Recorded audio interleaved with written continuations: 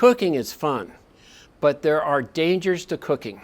And especially when you're sauteing with oil, if your pan gets too hot, it could actually start to smoke. You turn off the heat source, but it can actually catch fire. And so we always recommend that you have a lid that's as the size of the pan or a little bit larger. And if it starts to smoke or starts to flame, you immediately put a lid on it and you turn off your heat source. In this case, we have an electric burner, and we want to make sure that the burner is turned off, because the fire could actually start again if you accidentally picked up the lid to look at it.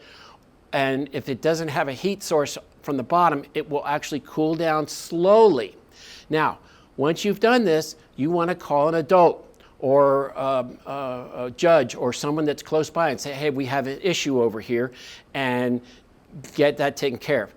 Under no circumstance should you yell fire at the top of your lungs, because it'll panic other people.